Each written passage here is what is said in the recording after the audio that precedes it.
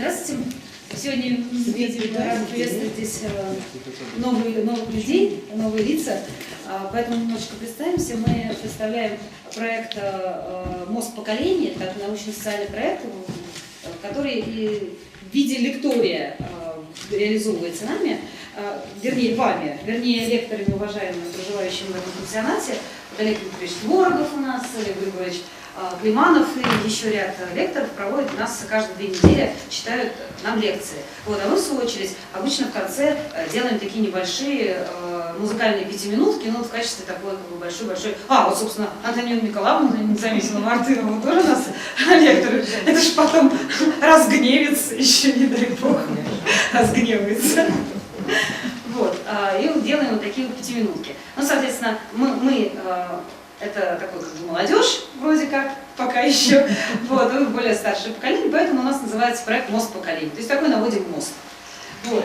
И Григорьевич сегодня в рамках, вот, соответственно, этой нашей деятельности, активной и кипучей, прочтет, ну, я бы сказала, проведет беседу, да, по собственной формулировке, проведет беседу, посвященную теме праздников, как вот истоков вообще, что такое праздник, откуда они вообще взялись, почему мы отмечаем праздники, именно те даты, которые, почему вот именно там, 1 января или там еще какого-то, то есть никто никогда не задумывался, я лично никогда не задумывался, почему у нас праздник, ну, кроме известных праздников, конечно. Вот, соответственно, праздник, как я так понимаю, память о предках будет сегодня наш представлен. Да, и на примере средневековой Европы, потому что Олег Григорьевич у нас... Все простенько. Да. Вот, ну, в общем, будем надеяться... Пожалуйста, четко фамилию лектора назовите. Климанов Лев Григорьевич. На самом деле, то, о чем я хотел поговорить, исключительно в собственных интересах, это праздник как воспоминание о событии. Это формулировка не моя. Это международная формулировка, многих уже работают и не первый день. Были конгрессы и так далее. Но самое правильное назвать эту беседу праздник как коллективное воспоминание об историческом событии. Но это длинно, это плохо воспринимается, сократили до 3 слов. А на самом деле речь идет о том, что если кто-нибудь из вас вспомнит все праздники, которые он видел сам, то он увидит за этим то, с чего начиналось все это дело. Хоть вы видите демонстрацию 1 мая, это тоже праздник, который, эта демонстрация демонстрирует, показывает воспоминания о событии, которое когда-то было в Чикаго. Кто это помнит? Тем более, что задумывались мы или нет, но я в свое время впервые услышал эту формулировку. Ученик Ахматовой Юрий Найман сказал, что она как-то сказала: мы же помним не то, что было, а мы помним свои воспоминания. Она была не историк, не социолог, она была просто мыслящий человек. Как мне удалось наткнуться на эту тему, очень просто. В свое время, будучи там, где будут происходить основные события, о которых я вам расскажу, в марте месяце, прошлое еще столетие, я наткнулся на афишу, на которой было написано, что ежегодное собрание членов ассоциации венецианцев, у нас есть клуб петербуржцев, а там есть заседание. Ну, я как человек любопытный, к 7 часам вечера подошел, сел, в президиуме сидели нынешний председатель этого общества, это общественная организация, и уходящий. Уходящий толкал речь. Что он говорил? Я не буду искать, на память скажу. Он говорил: вообще-то никто не знает, когда... ежегодное собрание 20 какого-то марта, ну, 25-го, допустим. Это годовщина образования города. ну, День города по-нынешнему. Так вот, он выступил и сказал, это я слышал, записал в своих записных книжках тут же дословно, что никто не знает и не видел, как был заложен город. Мы-то отступлю на минутку, можем сказать, что мы живем в городе, о котором точно известно день, когда был вбит первый колышек. Потом за этим была Целина, там тоже целинные города, но они знают, где колышек. Но это сейчас. А мы находимся в начале всего этого известного. И вот он говорит, но наши предки праздновали этот день. И поэтому мы, из уважения к предкам, празднуем этот день в этот день. И вот, услышав это, да, при этом он сказал, что мы празднуем День образования в тот день, когда праздновали наши предки, нам же не праздновать же нам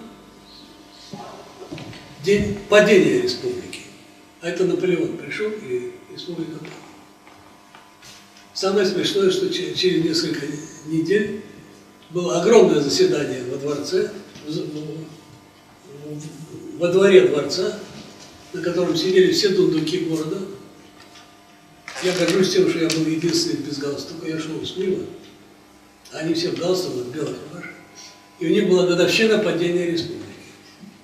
Выступал профессор один, 20 минут толкал речь, уже всем надоело. Но зря, речь была очень внятная.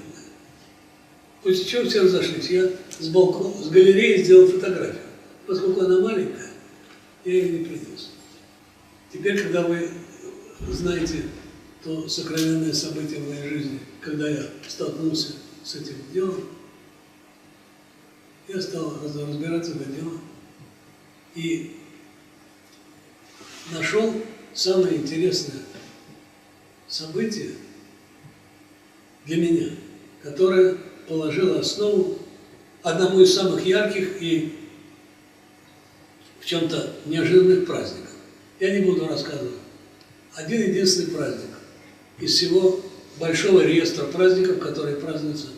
А праздники празднуются от религиозных, Рождество, Пасха, ну, поскольку мы живем в иудео-христианском мире, и когда меня представляли патриарху, сказали ортодоксу про меня. То есть, раз я из России, значит, я православный. Ну, у них свои. Я не стал его поправлять. И от торжественных праздников до Дня города. А День города там кончается на последней построенной улице 200 лет назад, на улице Гарибальди. Выставляют пироги и так далее. День города. Тоже праздник. Но если мы задумаемся над тем, можно не задуматься, а просто в словарь посмотреть, что означает слово, этимологию слова праздник, мы увидим, что и здесь русский язык отличился в сторону даже полной непохожести. Что даже у украинцев праздник чаще говорят «свято», и потом уже праздник. Первое значение «свято». Все европейские языки «феста», «фиеста» ничего общего не имеют, не этимологически, то есть по происхождению значения, не по его форме. А когда мы говорим о его значении, мы можем обратиться к тому ныне устоявшемуся направлению в исторической науке, которое называется история понятий. Есть такая наука. Ее основатель умер, но дело его живет.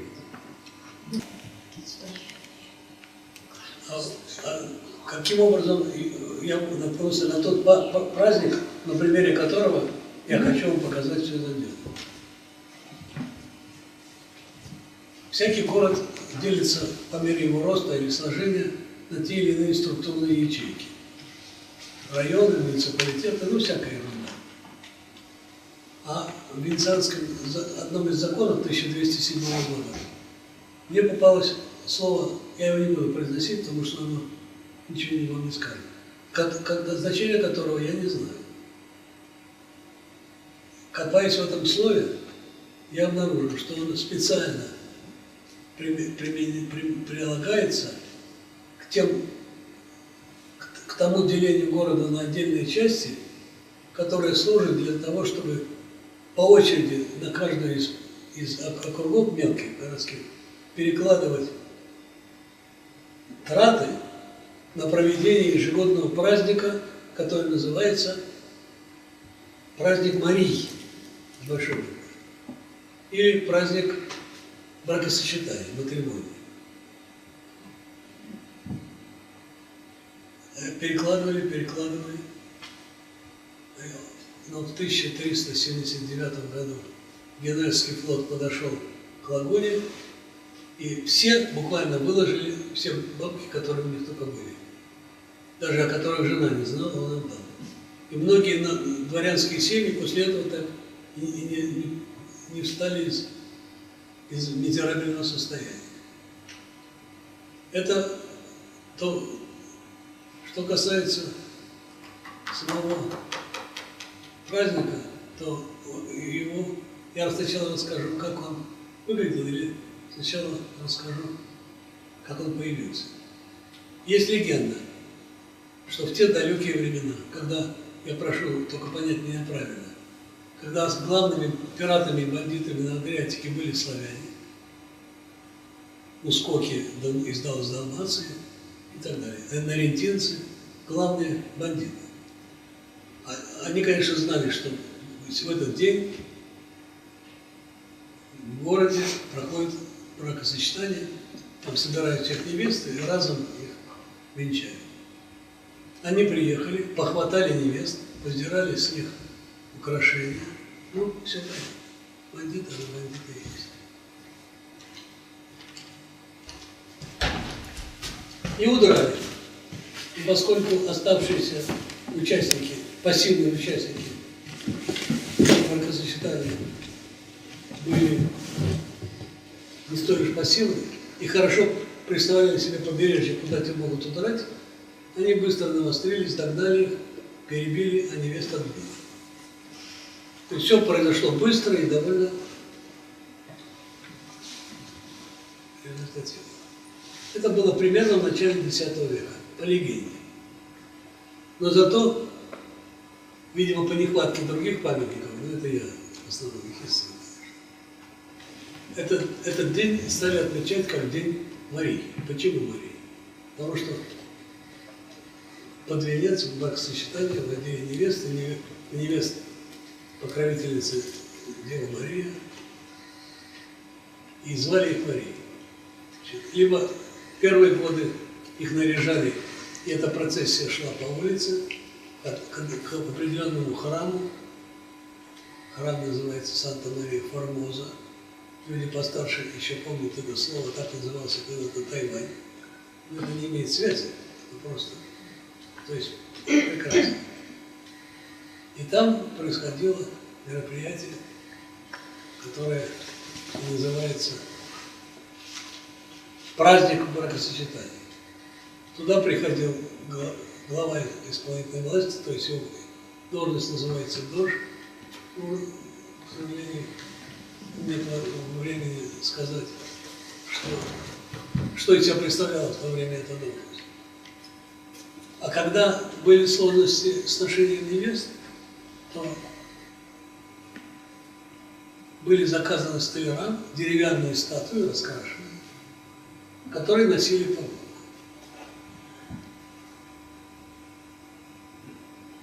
Это продолжалось до 1379 года, когда совершенно разорившиеся в конец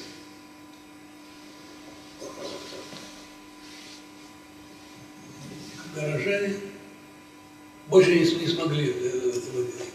А когда я говорю в конец разорившиеся, сохранился список из 2130 фамилий в архиве, где рядом написано, кто сколько положил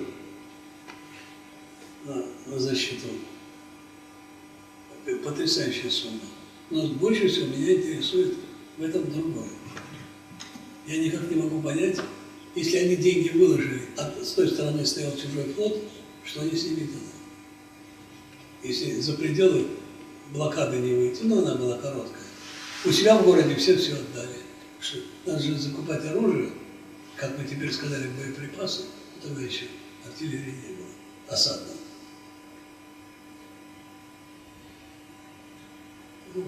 Но самое интересное, вот в чем все начинается.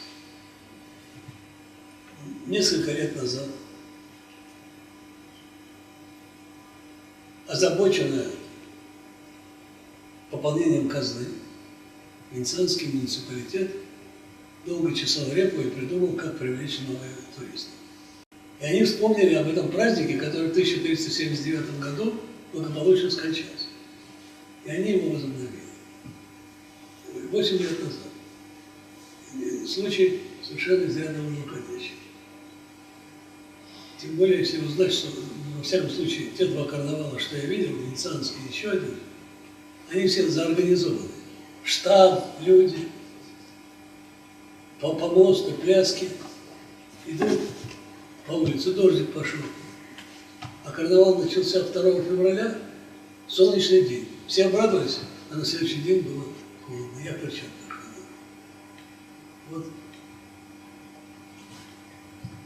И к этим возобновленным Мариям, носимым по городу, прибавили по сценарию 12, как написано, у меня где-то записано красивое слово, я постараюсь.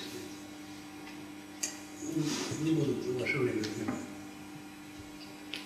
12 красивых, искусных, расторопных гондольеров. А это же зрелище, они в шляпах, с лентами. Но почему мы говорим о воспоминаниях о событии? Именно о событии, а не о чем-то другом.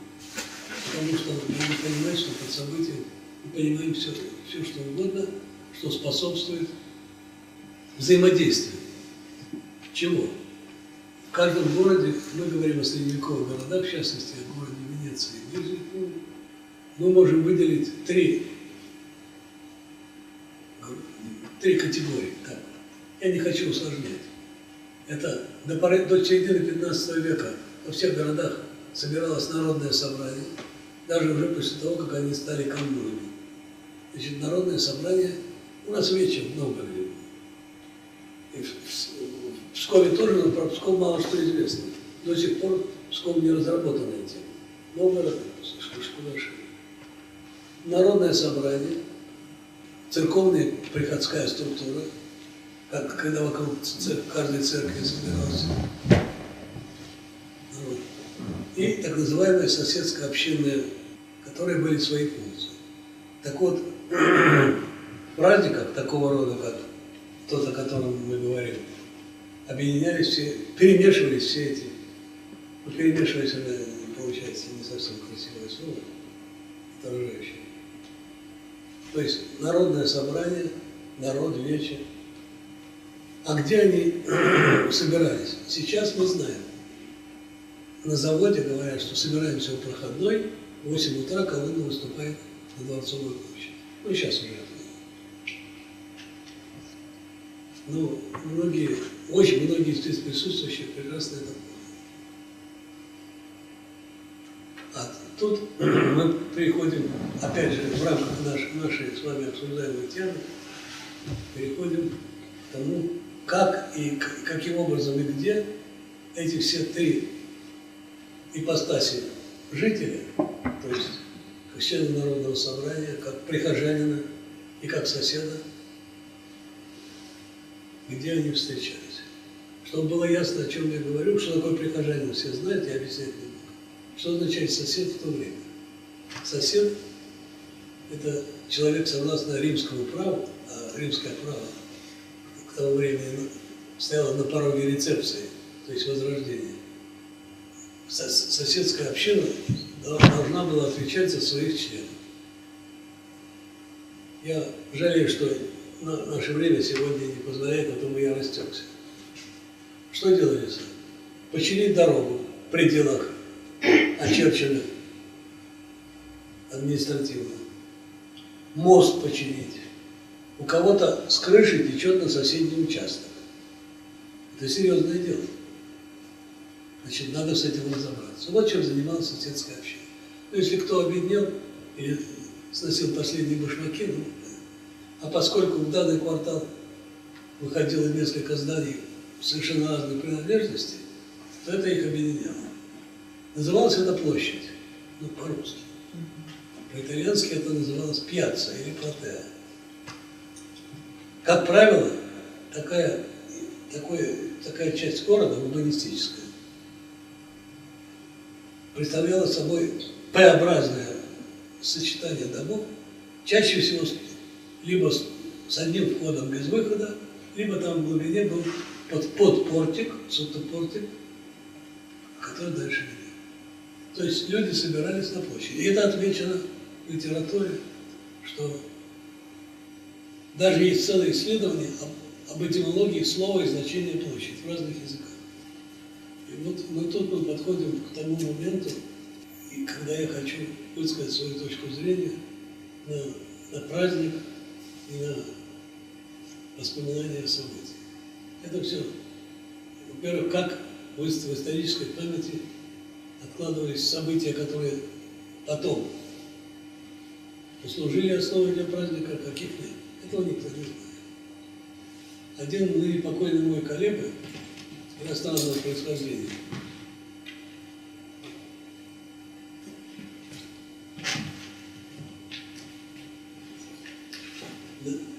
написал большое исследование о приходской структуре Венеции. Он был заведующий отделом культуры Венецианского патриарха. И он же директор архива. То есть очень компетентный человек. Он прислал мне статью, слушай, открываю, на 3 страницы написано. Что касается происхождения венецианских приходов, то их происхождение теряется в облаках. Запятая. Так же, как и самого города. Вот вам вся наука.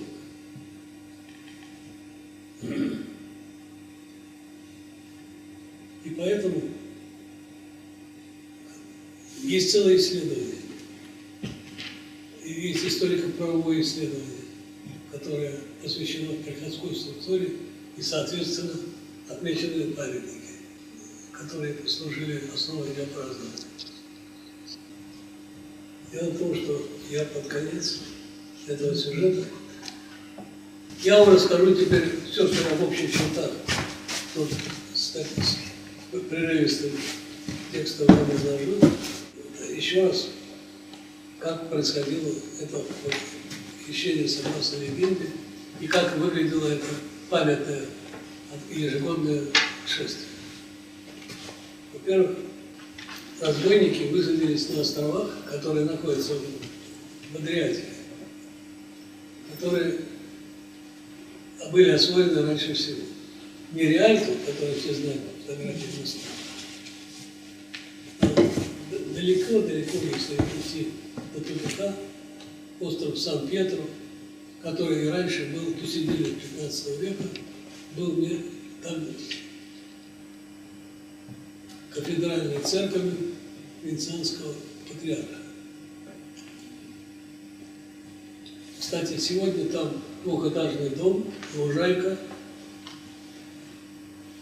большой барельеф портретный этого иерарха, а в газетке у меня есть вырезка из газетки. Там живет 28 семей, уже много лет пытающихся убедить муниципалитет дать им неветхое жилье. Жизнь она такая. Почему я сейчас вспомнил про это? Потому что от этого храма Сан-Пьетро и от этого ныне разваливающегося здания я зашел во двор, там стоять можно, только подальше от стены. По 2 причинам. Во-первых, она может обрушиться, во-вторых, голуби. Вы всегда узнаете коренного венецианца, он никогда не ходит вдоль стены. Это к слову.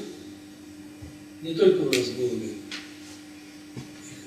памятники Екатерины, осквернили. В Венеции голуби осквернили памятник Виктора Эммануила III.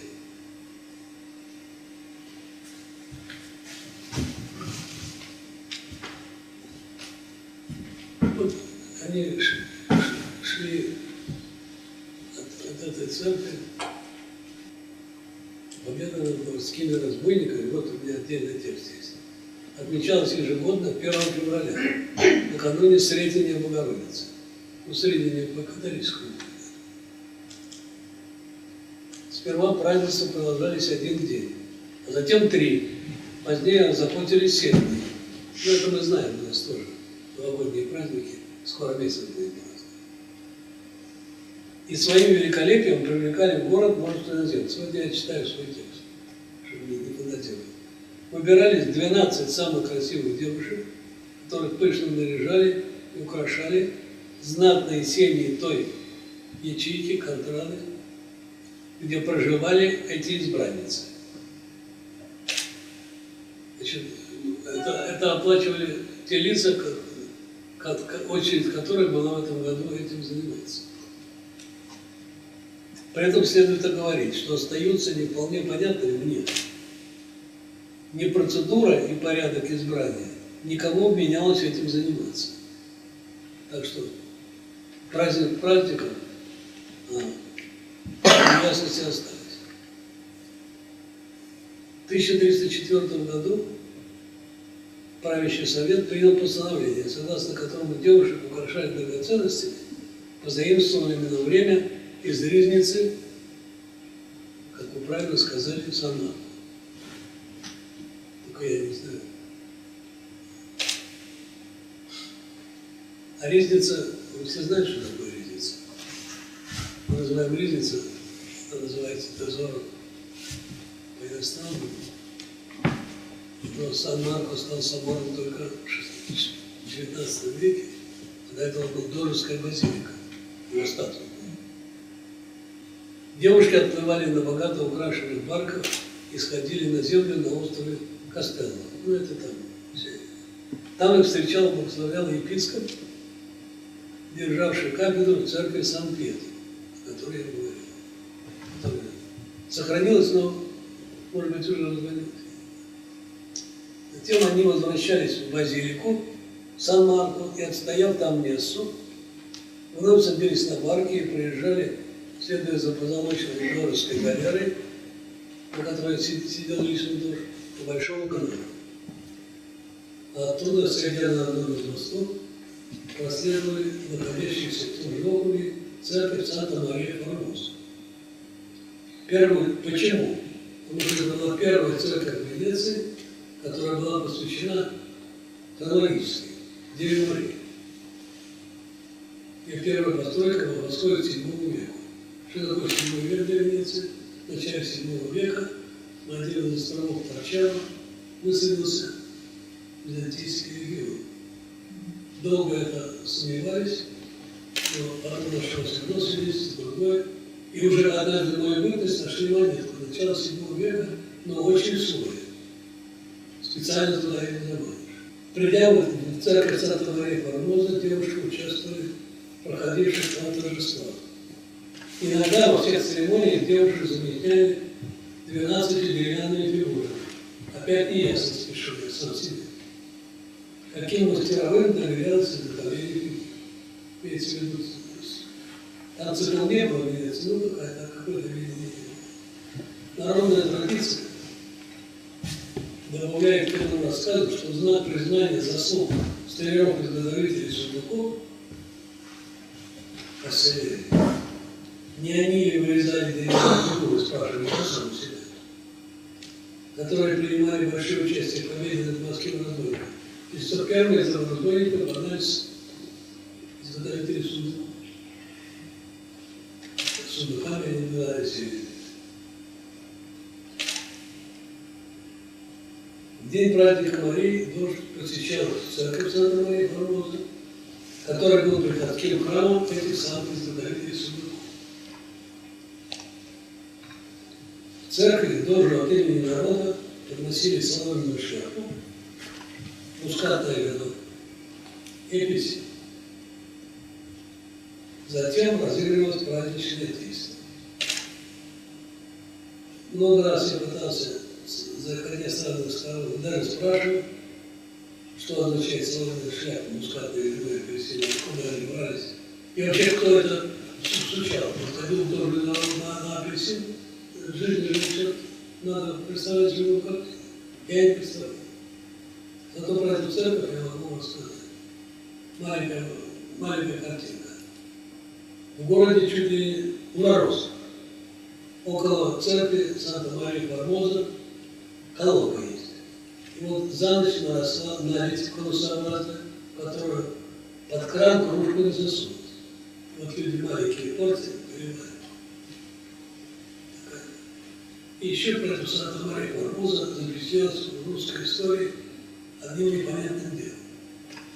Будто Петр I был в Венеции и проходил по этой площади. Будто бы. Но надо себе представить, что ходят нормальные люди, приходят несуразные молодые человек, несуразные, но несуразные. Чтобы этого не заметили, это до сих пор вызывает у меня недоумение.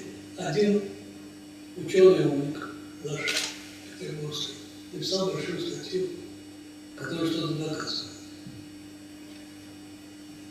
Но не очень этим продвинул наши знания в этом событии, потому что из Парижского университета мне прислали сборник, так он по-русски прислал, никто не стал переводить, опубликовали там русский вариант. Это, естественно, суть тех. Красивая очень церковь, прекрасная акустика, и она вписывается в один из угловых домов, который в сочетании домов повторяет угловой фасад. Однажды идут, там сидит цыганка, с цыганенкой и с иконкой картонной. Ну, вы знаете, попрошайничать в мире нельзя. А продавать иконки можно. Это вопрос. Вместе с этим прекращение из-за войны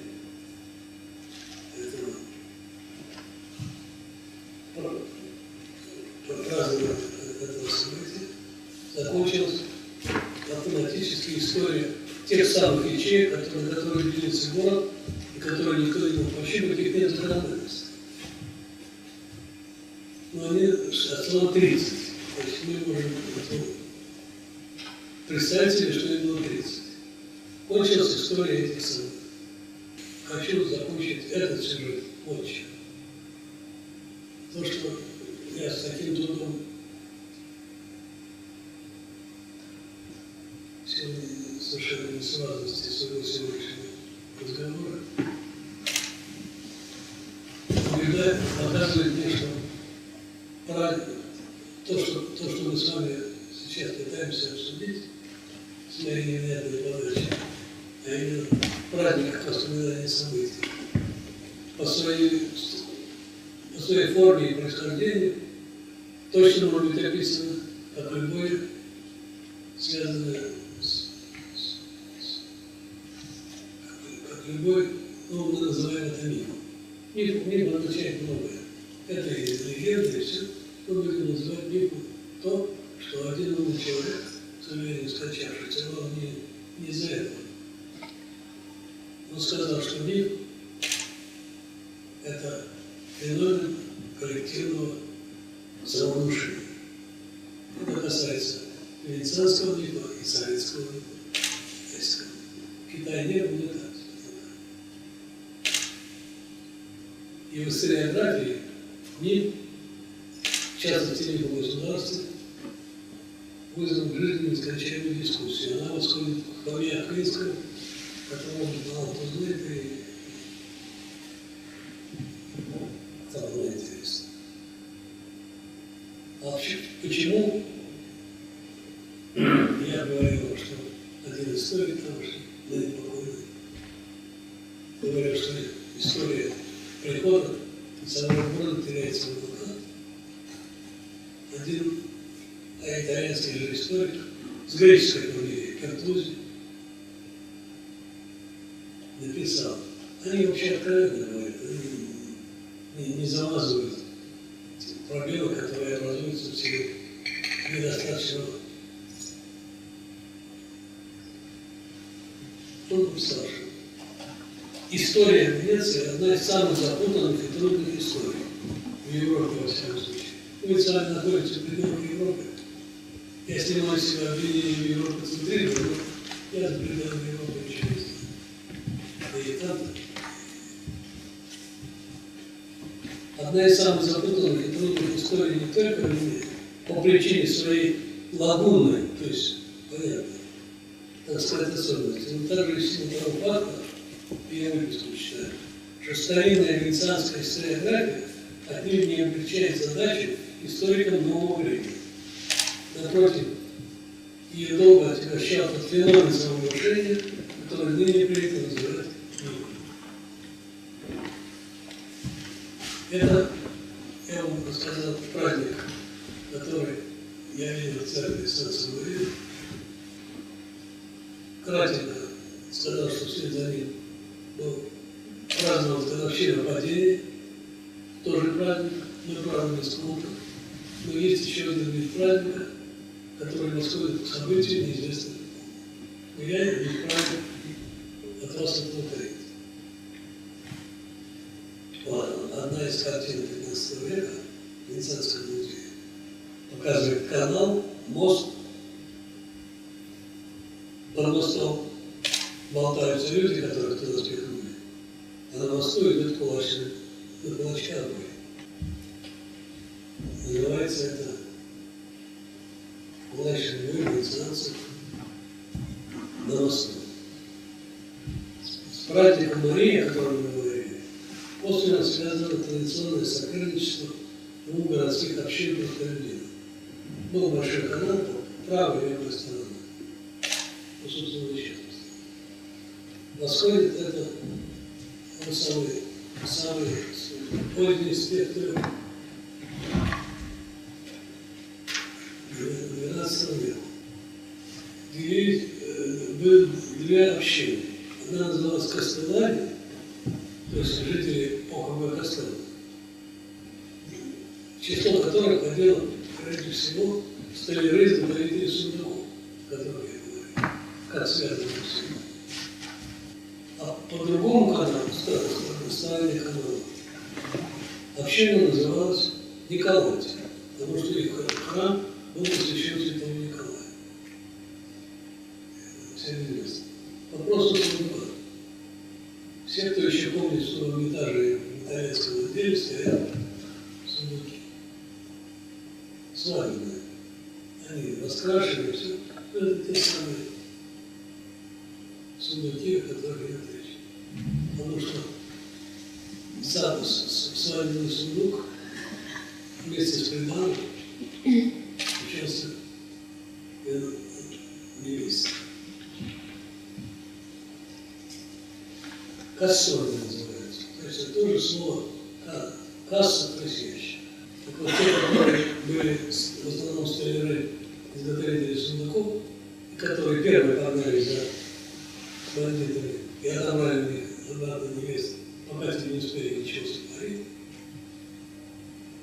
А на этой стороне, которые объединяются, чем, не знаю, как сказать, профессиональным, что ли, покровителем был Николай, святой Николай.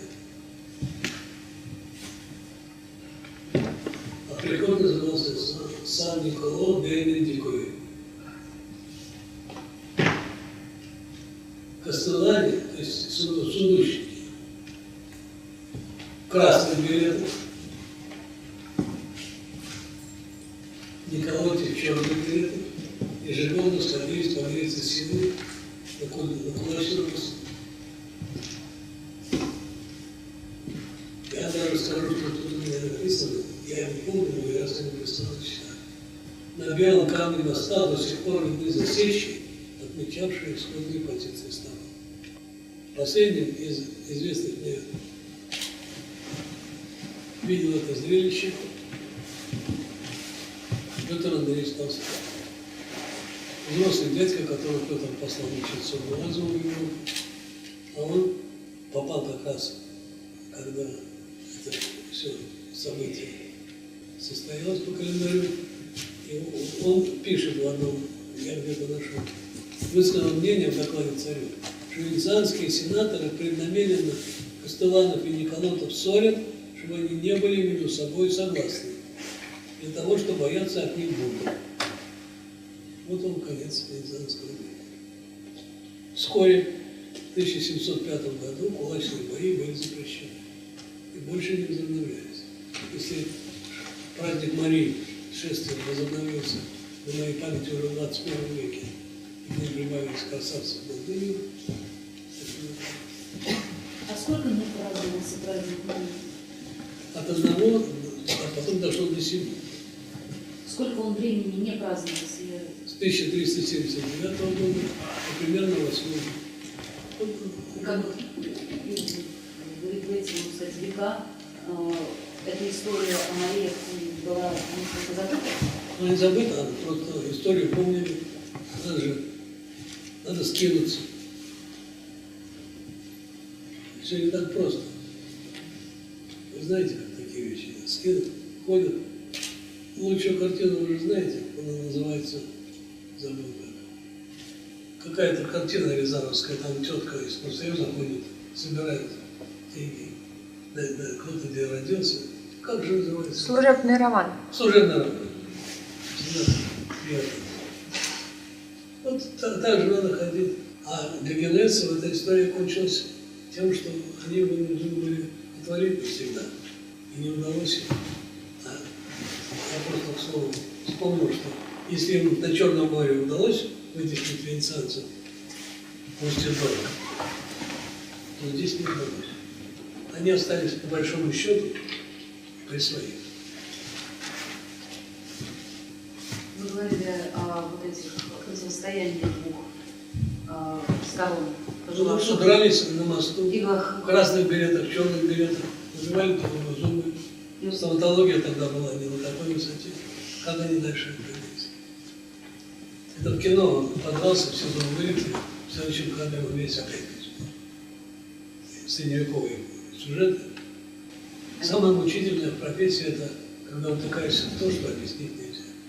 Это салонная шляпа, мускаты, стакан, на стакане церкви, апельсин.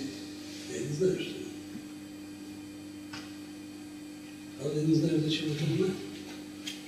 Тоже вопрос. А венецианский карнавал, просто мы сидим, у нас вот здесь вот как раз фотографии, связанные с Венецией, с венецианским карнавалом. Венецианский карнавал — это такая штука, которая много известна и ничего не известно. Но это же праздник. Ну, погран-каналы, когда все были, погран-каналы. По Гранд-каналу однажды баржи с коровами. Нет, ну в празднике, как считается... Это был праздник. Нет, ну как угодно, но все равно это главное... Праздник венецианских скотоводов, которые протестовали против импорта английского мяса. Ну, это Но они часто. плыли по каналу, как в частности. Нет, ну как праздник... Осквернение сакральной сути большого канала. Коровы, телята, вообще фантастика. Праздники не по гранд-каналу. Я не знаю насчет всегда. Ну, плывут даже. Это у них, как он фамилия, он... А в честь чего он вообще был учрежден и Не что? знаю, канал это не моя профессия. Но это как праздник же у них отмечается. Так а что отмечается? То есть вот память о чем он несет, если память получается как раз тот самый случай, что утрачен? Память, карнавал — это подходит к тем временам ранних греческих полисов, когда это я ничего не придумал, когда были празднества, приуроченные к дню какого-нибудь из олимпийских богов и так далее. Собирались, напивались, потом устраивали перерыв в войнах, бегали марафонскую дистанцию, потому что всякому общественному образованию, которое копит в себе дух противоречия и стремится к расширению, нужно давать возможность выпустить пар. Это мы с вами сегодня так говорим. Как они говорили тогда, я не знаю. Потому что мне говорят, Сократ сказал, а кто Сократа видел? Платона написано про Сократа. А где написано про Платона? История это... Почему я и говорю, что история это две профессии. Лев Григорьевич, а вы на Лидо жили? Нет, я жил на Кале Батера, недалеко от памятника Калеоне. У меня был видный хвост. Улица называлась. Читала, что на Лидо все наши были. Я не знаю, как ваша. Когда наши туристы. Наши туристы живут по большей части. Наши туристы, как правило, живут в Езде.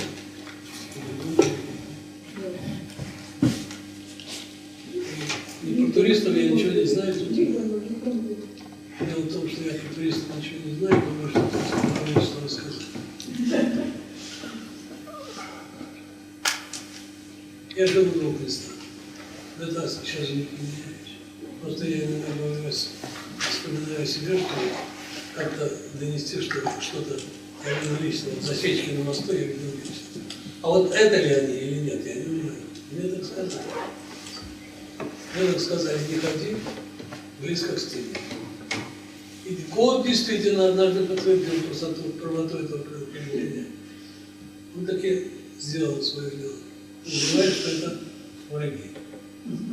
Про карнавал мне не интересно. Потому что там все известно. Кто человек просвещенный, нажимает кнопку, он все расскажет. А про наши памятники, что там расскажут? Про Марии есть большой рассказ. Ну, например, что касается этих, которые умирались на мосту, это целая история. У них был свой дож, ну так он назывался. Они выбирали главу корпорации и так далее. А в каком тогда облачении был этот выбранный дож? А вот этого я не знаю. Я вообще даже не могу вам сказать, как были одеты. Хотя музей, два музея, во дворце и музей Каррер, там есть костюмы. Но тут есть одно обстоятельство, вы сейчас поймете, что я хочу сказать. У меня есть коллега, который написал в свое время монографию о московских дьяках XVI века. Писал мне у меня на глазах, написано в Москве километры микрофильмов из архивов древних актов. Я у него спрашиваю. Мне совершенно необходимо знать, как проходил день жизни московского дьяка в XVI веке. От того момента, когда он с трудом разлеплял веки, и до того момента, когда он ложился спать. Месяца полтора я ждал, потом он не смог. А я понял, что в чем тут дело. Я однажды во дворце, в Дорожском дворце, прочитал объявление. Itinerarium secreto, но ведется на экскурсия на итальянском языке. И я к этой экскурсии прилепился и сосчитал количество ступеней, которые ведут от вестибюля, где записана эта экскурсия сейчас, до того места, где не экскурсовод, а экскурсовод был блестящий совершенно. Я только одного знаю в Петербурге, такого русского. Блестящий. Очень политизированный, ироничный. Мы дошли до той решетки деревянной, за которой сидел штаб-канцелярии. Представляла из себя такой деревянный, вы сейчас можете где-нибудь в наших учреждениях, такие балясины, две доски, откидывается, заходит туда. Я сосчитал количество ступеней, но это мне ничего не прибавило. Я так и не смог сказать, как выглядел простой рабочий день венецианского нотария. А зачем это нужно? А затем, что в архиве открываешь бумагу, она политую слезами. 40 лет я служил в канцелярии, рука отсохла, пенсию хочу. Не ту, которую положено, а детки останутся. Естественно, начинаешь думать, в каких условиях он писал, потому что один мой коллега получил пищеспазм правой руки. Он много написал, все очень серьезно. От которого его спас ныне покойный врач, который специализировался на скрипачах. Поэтому, когда читаешь к вопросу о нашем сегодняшнем сюжете, когда читаешь, как проходила процессия и так далее, я не могу ее нарисовать. Спросите меня, как они были одеты. Все хорошо, но непонятно. Есть альбомы, более поздние, Крым Броха. А эти, в Эрмитаже, если например, там нарисованы все, но это чуть позднее. Есть картинки, которые изображают людей той или иной специальности. Потому что каждая цеховая, цехов не было как таковых, но условно, имела свой устав, который часто притворялся миниатюркой. И там человек с топором, которым он тесал камень, ясно каменотес. Два человека с бабой. Знаете, помните бабу?